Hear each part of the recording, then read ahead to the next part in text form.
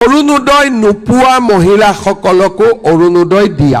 অৰুণোদয় টকাৰ পৰিমাণো বঢ়াব লাগিব, বছৰৰ মূৰে মূৰে টকাৰ পৰিমাণো বাঢ়ি যাব লাগিব। অৰুণোদয় পাব, কিন্তু আগতকৈ বেছি পাব লাগিব।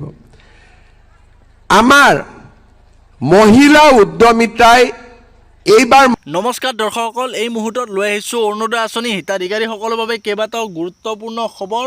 অসমৰ মাননীয় মুখ্যমন্ত্ৰী হিমন্ত বিশ্ব শৰ্মা ডাঙৰীয়াই অৰুণোদয় আঁচনি হিতাধিকাৰীসকলক লৈ কেইবাটাও বৃহৎ ঘোষণা কৰিছে আৰু তেখেতে উল্লেখ কৰিছিল যে যিসকল মহিলাই অৰুণোদয় আঁচনি লাভ কৰা নাই তেওঁলোককো অতি শীঘ্ৰেই অৰুণোদয় আঁচনি প্ৰদান কৰা হ'ব আৰু লগতে যিসকলে অৰুণোদয় আঁচনি লাভ কৰি আছে তেওঁলোকৰ অৰুণোদয় আঁচনিৰ টকা বৃদ্ধি কৰা হ'ব। আৰু তেখেতে নিৰ্বাচনৰ আগতে উল্লেখ কৰিছিল যে অৰুণোদয় আঁচনিৰ টকা ৩,০০০লৈ বৃদ্ধি কৰা হ'ব। সেয়েহে এতিয়া যেহেতু নিৰ্বাচন সমাপ্ত হৈছে, মে' মাহ পাৰ হ'ল, জুন মাহ পাৰ হ'ল, মে' আৰু জুন মাহত ৩,০০০কৈ 2 মাহৰ ৬,০০০ টকা একেলগে লাভ কৰিবনে নাই, অথবা অৰুণোদয় আঁচনিৰ কিমান টকা বৃদ্ধি হ'ব, ৩,০০০ হ'ব নে ১৫০০ টকালৈহে বৃদ্ধি হ'ব, এই সকলোখিনি জানিবৰ বাবে আপুনি ভিডিঅ'টো স্কিপ নকৰাকৈ শেষলৈকে চাই থাকক। আৰু কোনবিলাক হিতাধিকাৰীয়ে অৰুণোদয় আঁচনিৰ পৰা বঞ্চিত হ'ব পাৰে, লগতে কোনবিলাক দৰিদ্ৰ পৰিয়ালৰ নাম অন্তৰ্ভুক্ত হ'ব, এই সকলোবিলাক জানিবৰ বাবে ভিডিঅ'টো শেষলৈকে চাই থাকক। প্ৰিয় দৰ্শকসকল, আপোনালোক সকলোৱে জানে যে অৰুণোদয় আঁচনিৰ টকা নিৰ্বাচনৰ পূৰ্বে আপোনালোকক একেলগে 5টা মাহৰ অৰুণোদয় টকা প্ৰদান কৰিছিলে আৰু তেতিয়া মাত্ৰ ১২৫০ টকা কৰিয়ে 5 মাহৰ টকা আৰু লগত চৰকাৰে বিহুৰ বাবে অতিৰিক্তভাৱে কিছু টকা দি একেলগে ৯,০০০ টকাকৈ প্ৰদান কৰিছিলে আৰু প্ৰায় ৪০ লাখ হিতাধিকাৰীয়ে অসমত অৰুণোদয় আঁচনি লাভ কৰিবলৈ সক্ষম হৈছিলে। আৰু অসমৰ ইতিহাসত এইখন হৈছে সৰ্ববৃহৎ আঁচনি, যাৰ জৰিয়তে অসমত প্ৰায় ৪০ লাখ মহিলাই একেদিনে ৯,০০০কৈ টকা লাভ কৰিছিলে।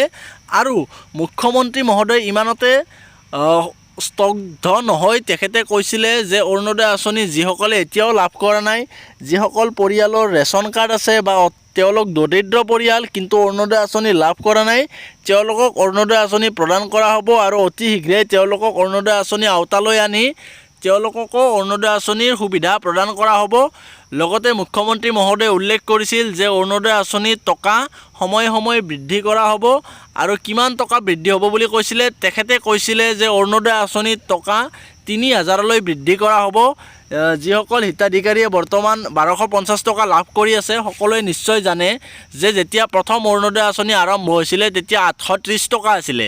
৮৩০ টকাৰ পৰা ১,০৫০ টকা হ'ল, তাৰপিছত ১২৫০ টকা। ঠিক এইদৰে অৰুণোদয় আঁচনিটো প্ৰতিটো স্তৰতে বৃদ্ধি হৈ আহিছে। আৰু মুখ্যমন্ত্ৰীয়ে অন ৰেকৰ্ড অসম বিধানসভাতে ঘোষণা কৰিছিলে যে অৰুণোদয় আঁচনি পৰৱৰ্তী সময়লৈকে বৃদ্ধি কৰি থকা হ'ব। আৰু অখিল গগৈৰ প্ৰশ্নত তেখেতে কৈছিলে যে আপুনি যদিহে কৈছে আমি ইয়াৰ বিষয়ে চিন্তা চৰ্চা কৰিম যে অৰুণোদয় আঁচনি ৩,০০০ টকালৈকে লৈ যাম। কিন্তু এতিয়া সকলোৰে মূল প্ৰশ্ন হৈছে অৰুণোদয় আঁচনিৰ টকা যিহেতু নিৰ্বাচনৰ পিছত লাভ কৰিব বুলি কৈছিলে, কিন্তু নিৰ্বাচনৰ পিছত মে' মাহ গ'ল, মে' মাহৰ 10 তাৰিখে তেওঁলোকে লাভ কৰিবলৈ সক্ষম নহ'ল।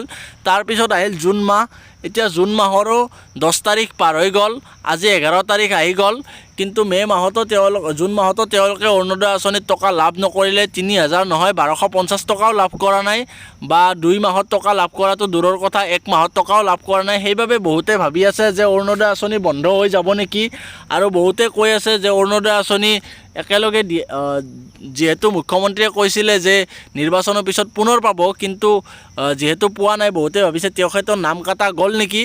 কিন্তু এইটো কথা আপোনালোকে মনত ৰাখিব যে অৰুণোদয় আঁচনিৰ পৰা আপোনাৰ নাম কৰ্তন হোৱা নাই।